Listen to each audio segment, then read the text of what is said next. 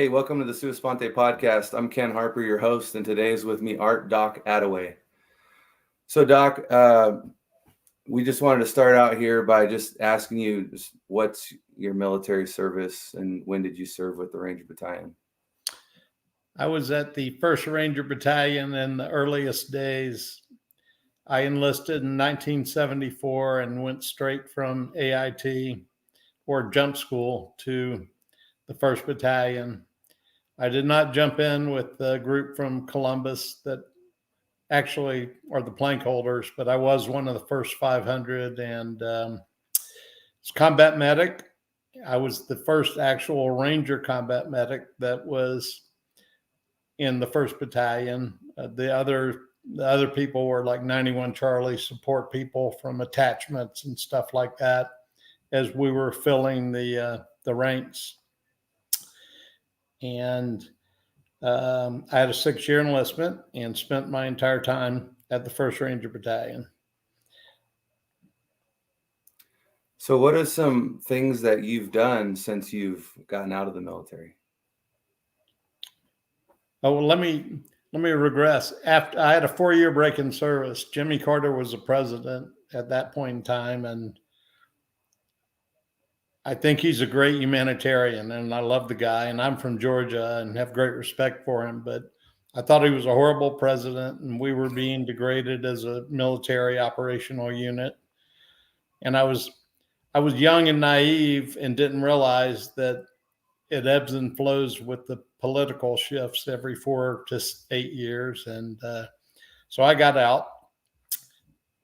Many times wish I had stayed in and made it a career move. But I didn't. I made decisions. And then I re-enlisted and went to Fort McPherson as in intelligence, counterintelligence in 1984 through 1990, when FORSCOM was, SOCOM wasn't around. So FORSCOM was sort of still in charge of everything. And I had the privilege and honor in the 1st Battalion and again at FORSCOM to be surrounded by some of the best people I've ever seen in my life, be it Wayne Downing, be it Bill Estebes, Steve Murphy, who's still kicking around out here, Gary Carpenter, Luttrell, Mike Martin, Jeff Ellis. I mean, all the old people. And then Joe Stringham is one of my best friends, him and his wife, Sandy, and his daughter, Molly. We're together all the time and just enjoy each other. So that experience informed my entire life. So everything I've done from there was ingrained during that first 6 years in the 1st Ranger Battalion. And I credit everything I've accomplished and every ounce of integrity that I have to that time there. Now, when I got out, I had a great job opportunity. My brother-in-law was vice president for Hyatt Hotels.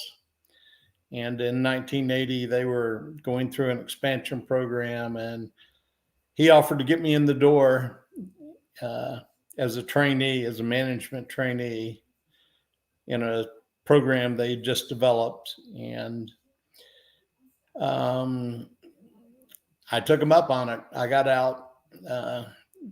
Doc Donovan begged me not to. He was like, send you special forces. You can go to PA school. We can get you the first selection at SFOD-D. You know, you got, don't leave. But I did, which in my mind still, Doc Donovan says, no, you did what you, but I really regret making some of the decisions I made along the way.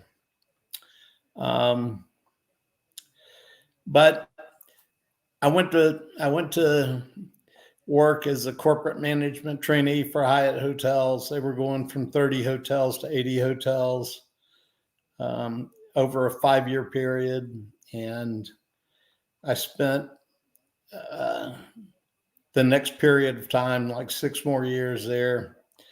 And I went from a management trainee to a general manager.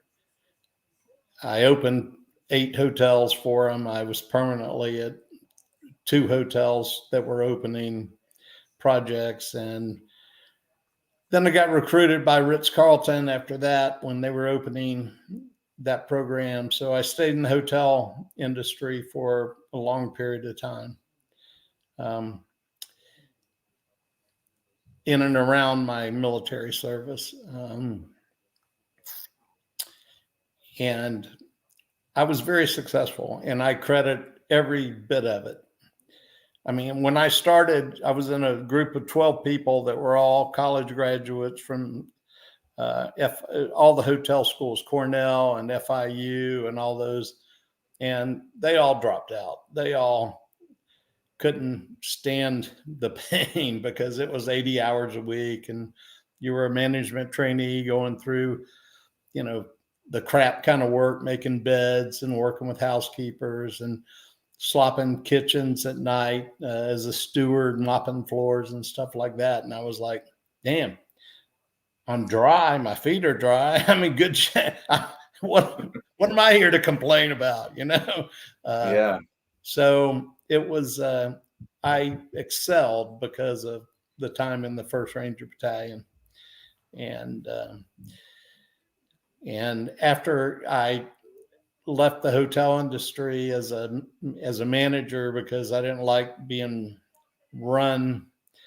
I didn't like being told I had to move every, year and a half or less, and having no control over my destiny. So I started a company that serviced the hotel industry.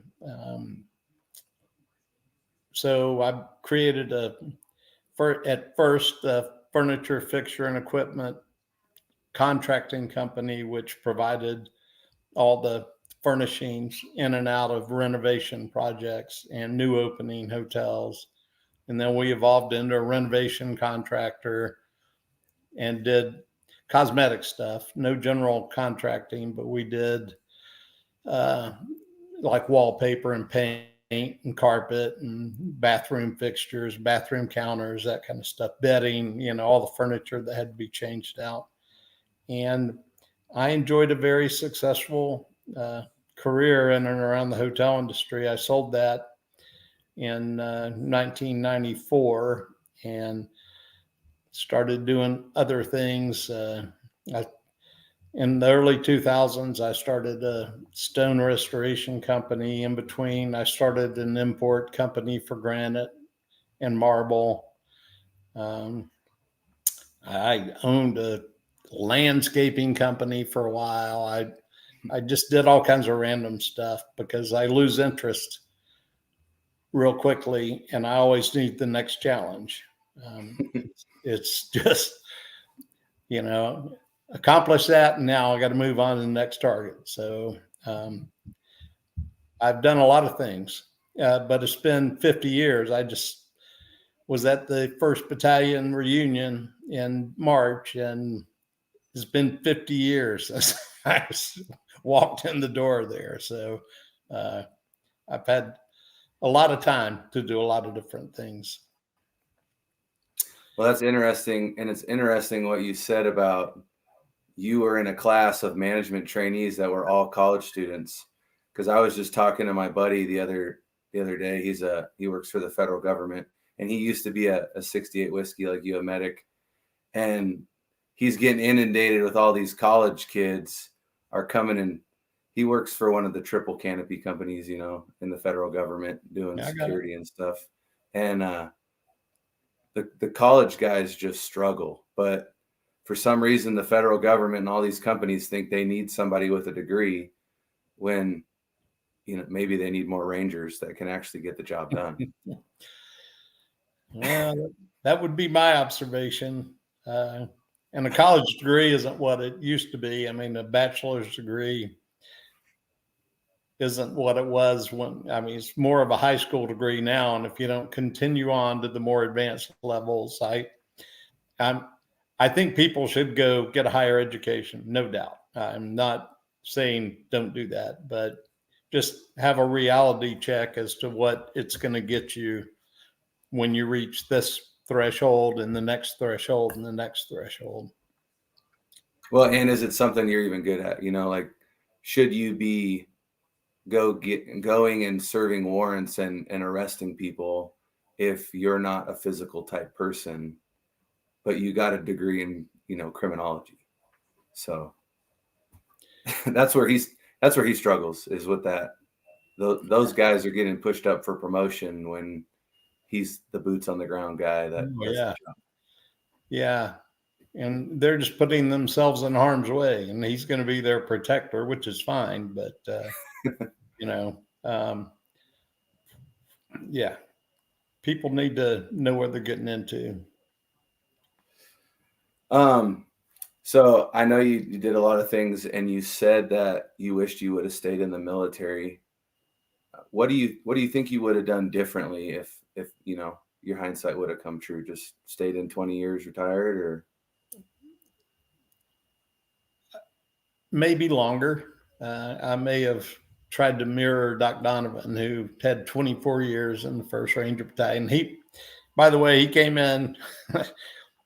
I was the medic there. He came in about 3 months after me, and I was an E3 because of an enlistment contract as an 18-year-old punk, and he came in as an E2 after. He's an E6 Special Forces medic in Vietnam, combat wounded, had a break in service. And when he tried to come back in, they not only said, you're going to get busted and ranked down to an E2. They said, oh, by the way, if you want to go to the Rangers, there are no slots for a medic. They've all been filled. So if you want to go, we'll send you to 11 Bravo school. So Doc Donovan came in to the 1st Ranger Battalion as an 11 Bravo E2. Wow. And yeah, I still presume everyone knows Doc Donovan or knows of him. So he's the only guy I know. He combat wounded in Vietnam and blown up in Afghanistan, and he's still alive and kicking and strong. But he was, other than Somalia, he was on every combat mission in between 1974 and the Global War on Terror that the Rangers were operated in. So he's the one you should be interviewing. He's but he's not going to do it. He's a grumpy old son of a bitch. So. Well, I got a long list, and General Stringham's one of them. I'm really good friends with his son-in-law, Molly's husband. So, so that we got ties there. But anyways, so what do you do now, Doc, to stay mentally alert? Well, as you can probably see, I'm getting old. I keep starting new projects and trying to stay active in the business world. And that actually stimulating to me mentally and physically, to just have a mission every day, to go out and have a mission every day.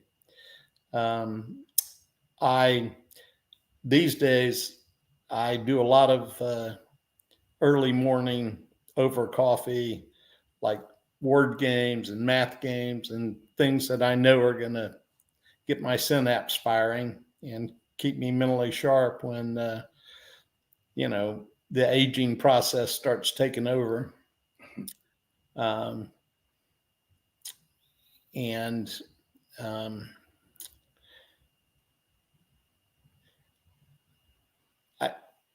I'm involved in many different things. I mean, I'm the president of the 75th Ranger Regiment Association. So I just hung up on a conference call going through the agenda items we have.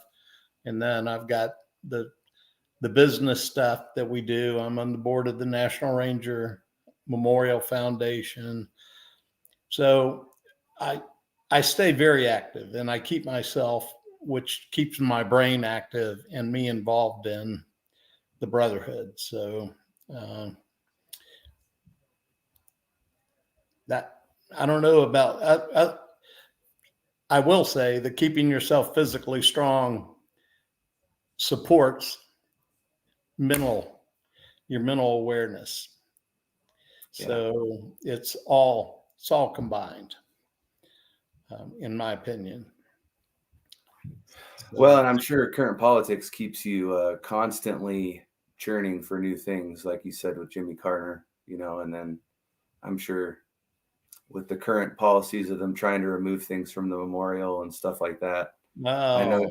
I know you're busy, and I don't want to get into that topic because I know where you're at on that one, hearing from General Stringham about stuff like that. So yeah.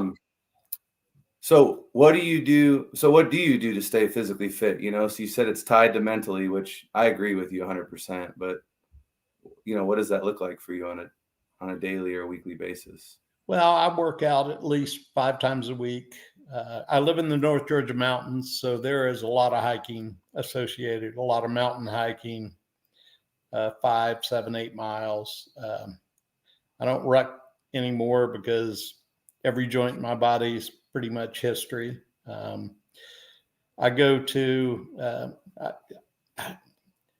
I'm actually engaged to a physical trainer. So she works me out a couple of times a week, and then I go to a couple of her classes,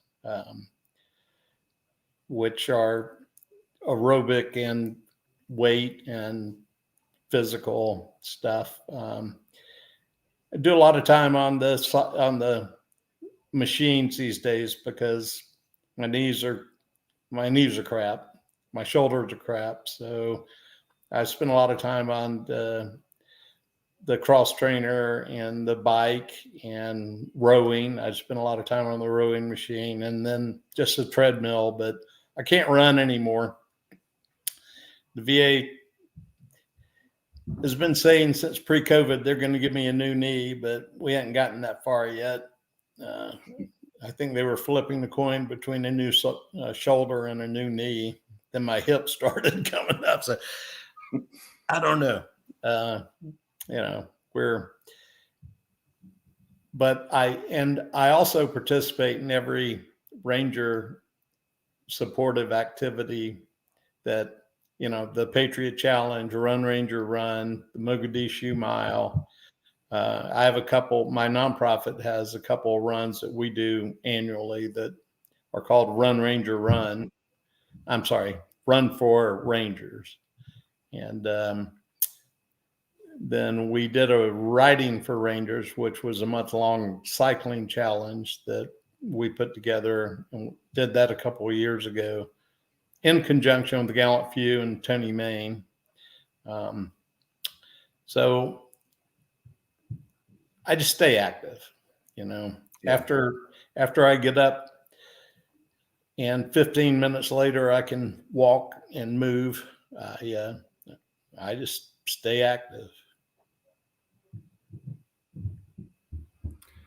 So what do you do to stay morally straight? I surround myself with Ranger brothers on a regular basis. And we all live the same. We're all living the creed, as far as I can tell. Not 100%. I mean, there are some people that have fallen by the wayside, but largely everyone has the same focus every day as far as living the creed. And that alone, being in the brotherhood, keeps you in that way. I spend a lot of time in prayer. I'm not an organized religion person, but I do spend a lot of time in prayer. And I used to meditate, transcendental meditation, and it was Actually, it was very effective, but I just fell out of the habit. Time-wise, it it takes time, and I was too active to stop twice a day for 20 minutes, just whatever you're doing, and meditate. And well, and I'm active. I'm active in the 75th Ranger Regiment Association. Before that, it was the U.S. Army Ranger Association. Like I said, the monument. So those things alone keep you, when you're on the board or you're an officer or you have responsibility, it keeps you morally straight just to have responsibility. Well, and like you said, that community of the other Rangers you have around you, they help you in that. Oh yeah, if you do something that doesn't sit right, they'll kick your ass in New York second. Straighten up, Ranger. Yeah, there's a certain amount of objectivity that comes with all Rangers on saying this is right and this is wrong, and where you're at right now is not right, so you must be wrong. And none of us are afraid to throw down on the other when we think they're wrong. So, yeah. All right, Doc. Well, thanks for your time, and we appreciate it. And like we always say here, Rangers lead the way. All the way.